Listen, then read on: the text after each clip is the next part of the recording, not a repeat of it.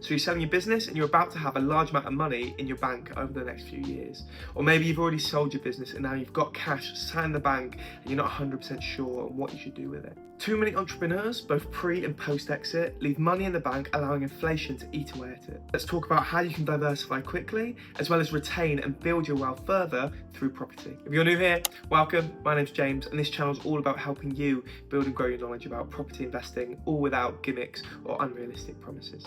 I'm the co-founder and managing director of a property investment business called Freighted Property Partners, but this channel is all about your education. Many business owners are used to risk, growth, and control, but investing often feels different. Many business owners leave cash in the bank and allow inflation to eat away at it, rather than investing that to maintain and build their wealth further. Some will use traditional wealth managers and financial advisors to invest in things like stocks and funds, but often people don't go into property. Yes, you should listen to your wealth manager and put your money into things that will grow it over time, but don't just forget about property. So why is property something that you should look at both pre and post exit?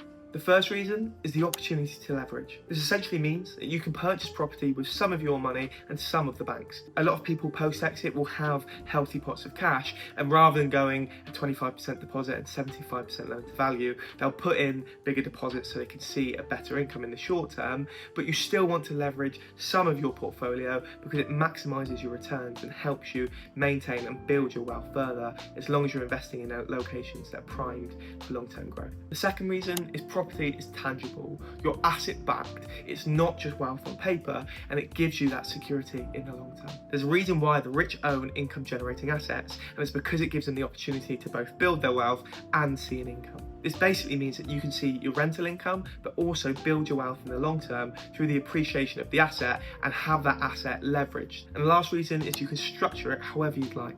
I've worked with people post-exit who just want an easy life and don't want to have to deal with lots of complex projects, so they go down the route of hands-off buy-to-let investments. On the other hand, I've also worked with business owners post-exit who now want to get themselves into something new, so they go for more complex projects and allow themselves to build their wealth through property in that way.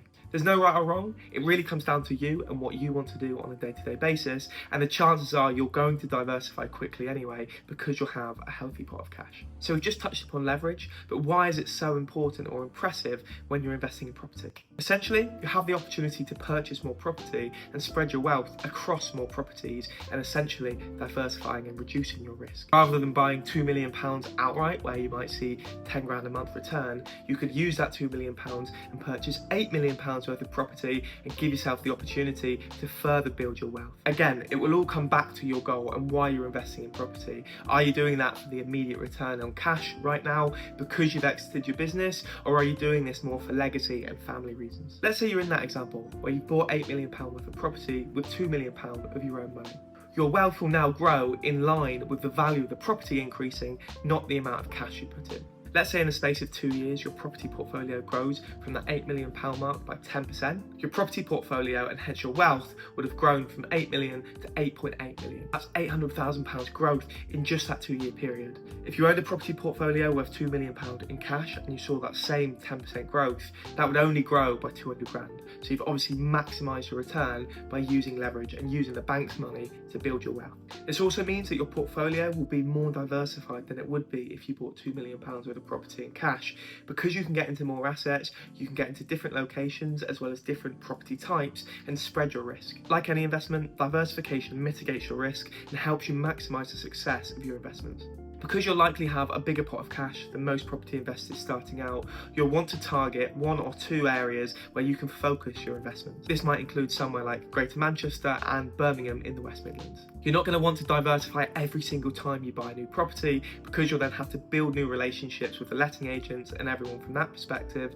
But if you can find a couple of hubs, invest in those locations, get a few properties in each of those locations, you'll start to see the economies of scale, all while spreading your risk. You'll also want to buy a mix of prime city centre apartments, houses in commuter locations, and properties in regeneration zones that will improve over the next 5 to 10 years. When you're starting out, the easiest thing to start with is a buy-to-let because it's the most straightforward and most passive property investment strategy. But once you've done a couple of them and you've got comfortable and used to that, you can then dip into a few more strategies like HMOs or short-term lets to focus on slightly more income as part of that portfolio. And like I said, if you have the appetite at this point to then get into some more complex projects like conversions and more like that, then you have that opportunity at that stage. So what does a balanced portfolio look like for someone in your situation? If your exit is spread across a number of years and you're pre-exit at the moment, you'll want to start with things like buy-to-let properties. Focus on 2 or 3 main locations, secure a number of properties in those locations when you have capacity,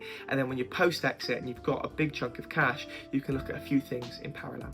Some business owners I've worked in the past have decided to leverage up to the 75% loan to value because they want to build something long term. However, I've also worked with clients that put 50% deposits in because they want a slightly better cash flow immediately, and people that have also bought multiple at a time to get better deals. So to have a fully diversified portfolio, you're going to want a few properties in locations primed for long-term growth. Areas that are maybe not quite as attractive right now, but have great prospects in the long term because of regeneration. You'll want to add some slightly better cash flowing assets in within the portfolio once you've secured some properties that will grow in value in the long term, so you can focus on the income in the shorter term as well. And then you can make the decision if you want to get involved into more complex projects once you already have a base of a portfolio and something that's already pretty diversified. If you've worked and built your business for a number of years, all in the hope that you want to spend the rest of your time sat on a beach somewhere or enjoying your retirement, then I would go for some more passive strategies. You still have the opportunity to build your wealth further through refinancing properties as they grow in value, but in the first instance it's about retaining your wealth and then multiplying that by investing in locations that are primed for the growth that will also give you a good income. If you're in this position, you need a clear strategy. Work out why you're doing this and what the main goal is for this investment. Is it to give yourself an immediate income, or is it for something like legacy in the future? So if you've recently exited or you're planning to exit in the next few years, then property can play a really strong role as part of your overall investment portfolio. You should always follow the advice of experts, but don't pigeonhole yourself into one type of investing. And if you'd like an in-depth conversation with one of the team here at Freighter Property Partners to discuss how you might be able to build a diversified portfolio, then I'll put a link to our website in the description. But that's everything for today, so thanks for watching, and I'll see you in the next one.